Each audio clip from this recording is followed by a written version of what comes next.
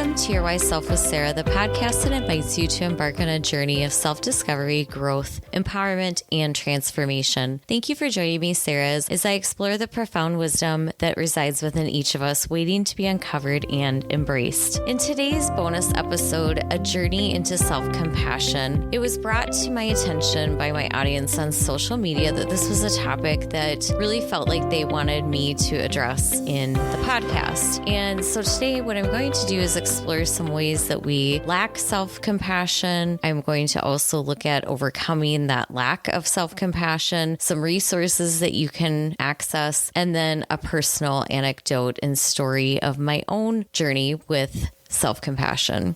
So first, let's talk about what self-compassion is. And really what it is the practice of being kind and understanding toward ourselves, especially in times of difficulty or failure or what we perceive to be failure. It's about recognizing that making mistakes and experiencing hardship is truly a universal part of the human experience. And it's not something that just only happens to us. It happens to everyone. So there are some ways that we specifically lack self-compassion. And the first one is through self-criticism. That self-criticism can show up in a couple of ways. One being a harsh inner dialogue that can show up as frequently berating ourselves for mistakes or perceived shortcomings that we think we have instead of acknowledging them with understanding. The other way is perfectionism, setting unrealistically high standards and being overly critical when standards are not met. We all can relate to some level of perfectionism in our life. And sometimes it can even show up, at least for me, that if I can't do it perfectly, then sometimes I don't want to do it at all. So being mindful of that when it shows up for us. Ignoring personal needs. We can ignore our own self-care or neglect self-care and prioritize other people's needs above our own, leading us to burnout and emotional exhaustion. The other thing is avoiding rest. We certainly know this in our society right now, that it seems to be a badge of honor to not have any downtime or allow ourselves any time to rest. And the reality is that can really lead us to fatigue and illness and what I call dis-ease.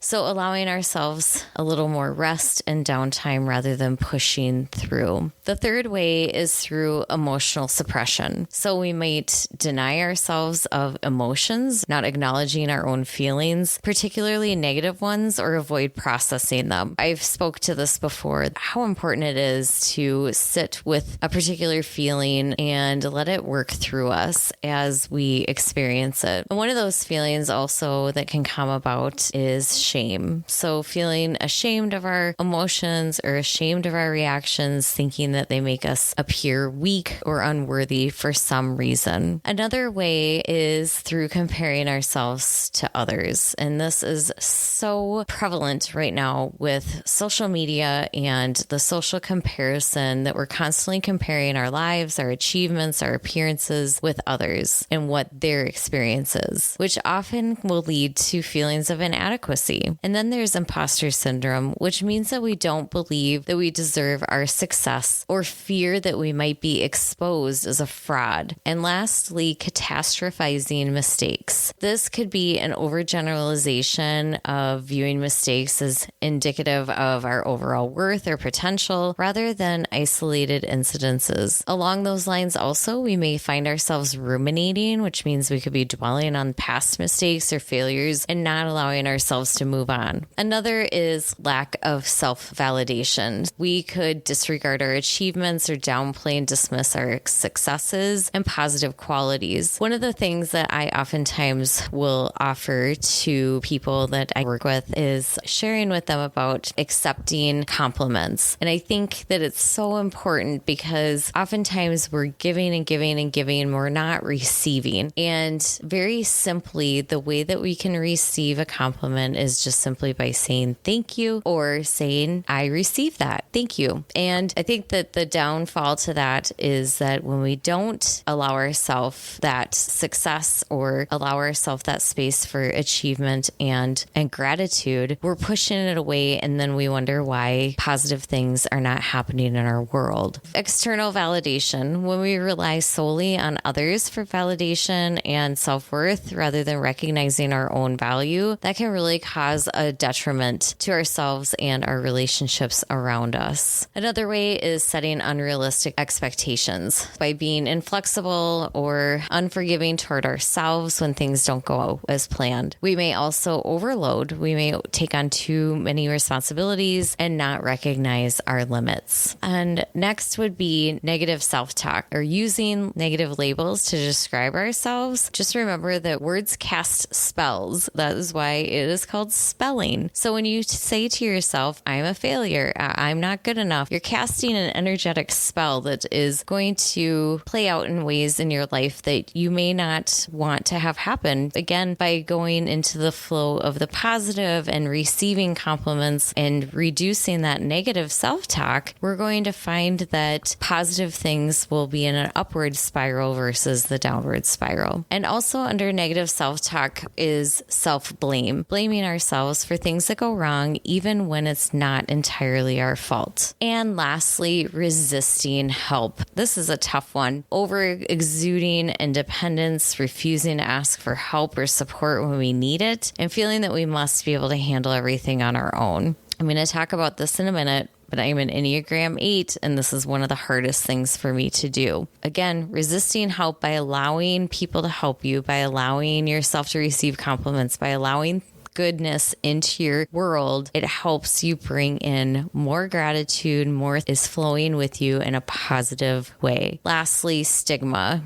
The stigma of believing that seeking help or admitting struggle is a sign of weakness. We see this with people with a mental health issue or seeking therapy. They don't want to admit that they might be feeling some shame around that they need help. So how can we overcome this lack of self-compassion? Recognizing these patterns is the first step to developing greater self-compassion. I have some strategies that I'm going to share with you on how to counteract these tendencies. You may want to grab a pen and paper and be prepared to hit the pause button to write down some thoughts as you might reflect on these as I share them. First is practicing self-kindness. So replacing that self-criticism with kind and supportive self-talk, treating yourself as you would treat a close friend. Very simply put, if you are saying in your mind something that you would never say to a person that you care about, then that is something that you may want to reflect back on and say, I don't want to treat myself like this because I would never treat anyone else this way. Next is acknowledging and accepting emotions, allowing yourself to feel and process emotions without judgment. Keywords: without judgment, that it's okay to have feelings, you are human,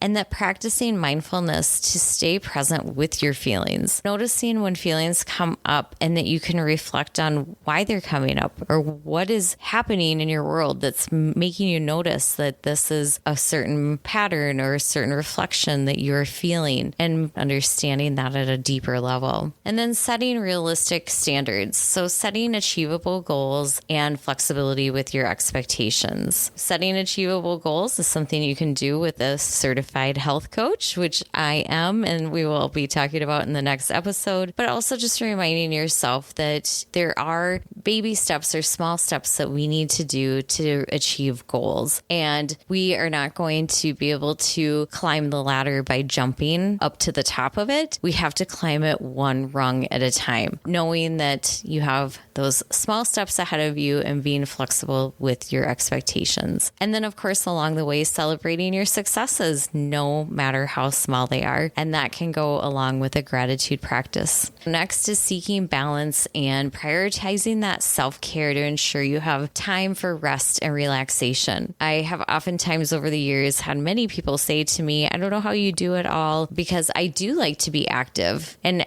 being active is something that I feel good doing, but I also do carve out time for rest and relaxation and activities that I do enjoy. I meditate every single day, finding something that will help you relax and unwind. Maybe it's part of your bedtime routine.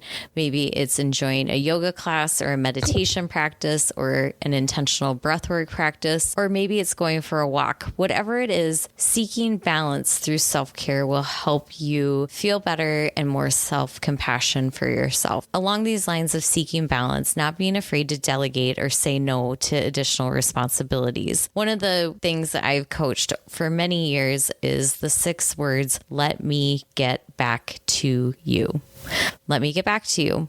So if you feel compelled to say yes to something in the moment that you know instantly you say it and you regret it, but yet it was really difficult for you to say no, maybe using this let me get back to you concept, and then that way you have a little bit of time to process how you want to respond to that. And maybe it does end up being a yes, but at least that way you have time to process what it is that you are saying yes to. Because when you're saying yes to something, you're saying no to something else. When you're saying no to something, you're saying yes to something else. So for example, if you're saying yes to something else that is going to take away from your time for yourself, that self-care practice, then you're saying no to your self-care practice. So just be mindful of that. And then focusing on personal growth, viewing mistakes as opportunities for learning and growth. I know this can be so hard for many people. Part of my story and learning about myself over the years is that I have learned that I am okay with making mistakes because I do view them as an opportunity for learning and growth. Sometimes people will make mistakes and they feel like it is a complete failure, or they have to be 100% sure before they do something to avoid ever making a mistake.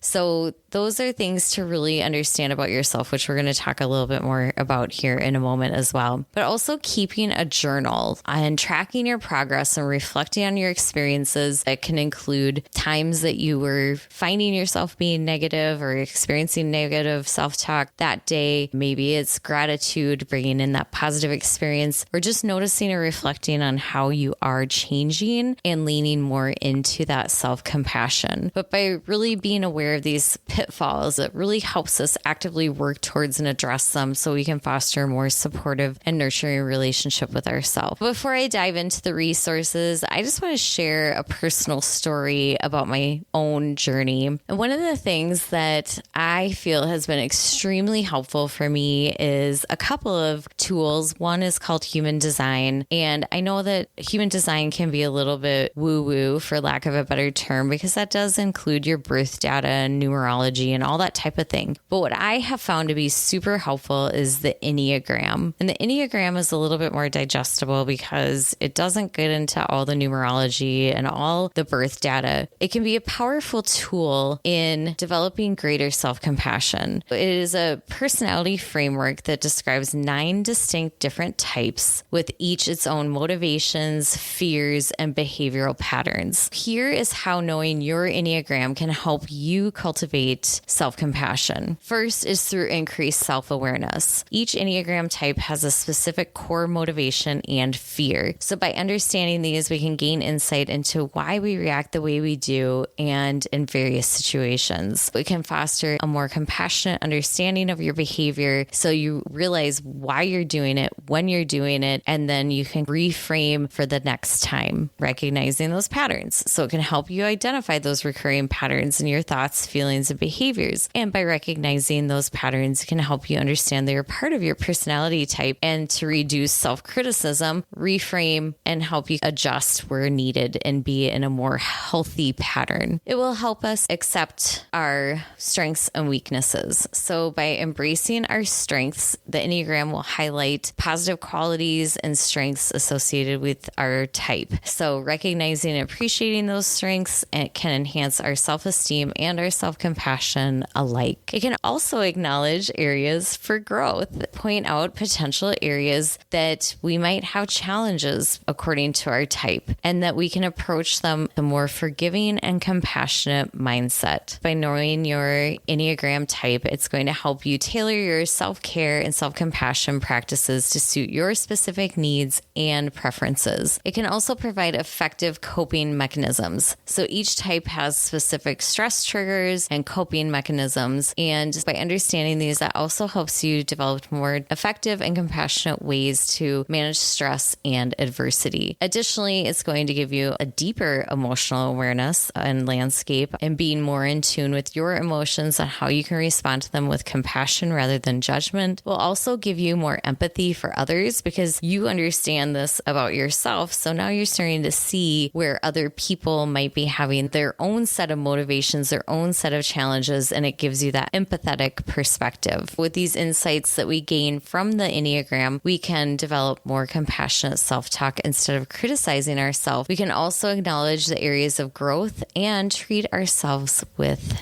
kindness. So I will put in the show notes the link to a test that you can take through a specific organization that I would recommend. I believe it's $12 for you to take the test, but it is definitely worth it to do that. They will send you a very extensive report. By integrating the insights of your Enneagram type into your daily life, you can certainly cultivate a deeper sense of self-compassion, leading to a greater emotional well-being and personal growth. I am also going to plug into the show notes some key resources that will help you do some exploration. Dr. Kristen Neff is one of the leading researchers on self-compassion, and she has a website called selfcompassion.org. Her website is going to offer you a plethora of articles, research, guided meditations, and exercises for cultivating self-compassion. There's two other websites. One is the Center for Mindful Self-Compassion that will also provide courses, workshops, and resources on mindful self-compassion. And then the Greater Good Science Center at Berkeley, that is going to offer you some articles, videos, and online courses related to self-compassion and emotional well-being. There's a number of books that would be a great option. One is Self-Compassion, The Proven Power of Being Kind to Yourself. It is available on Audible. And actually, if you have a Spotify subscription, it is available for free on Spotify to listen to. Highly, highly recommend it. Also, Dr. Neff has a workbook called the Mindful Self-Compassion Workbook that you can order at Amazon. Tara Brach is another wonderful teacher and guide in mindfulness and meditation, and she has a book called Radical Acceptance, Embracing Your Life with the Heart of a Buddha. And then if you know of Brené Brown, she has a fantastic book called The Gifts of Imperfection. So that book is going to explore the importance of self-acceptance and vulnerability in living a wholehearted life. I have talked previously in other episodes about a variety of apps that we can use for mindfulness and meditation, including Insight Timer, Calm, Headspace, Stop,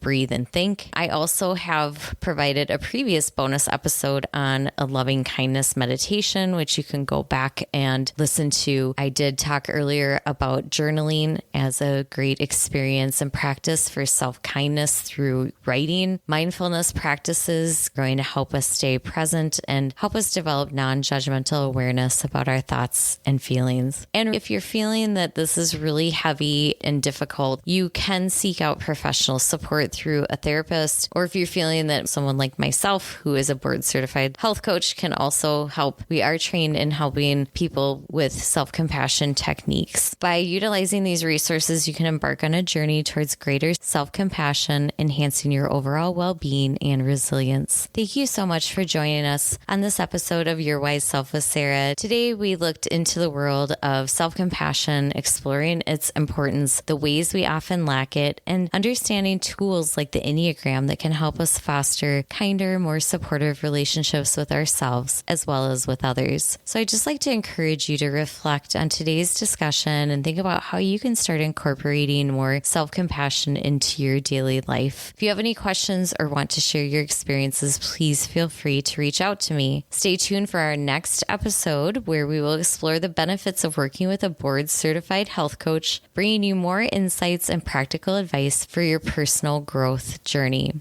Remember to be kind to yourself. It is not a luxury, but a necessity. Embrace self-compassion as a fundamental part of your personal development and mental well-being. Thank you for listening to Your Wise Self with Sara. Until next time, be kind to yourself and continue your journey towards becoming your best, wisest self.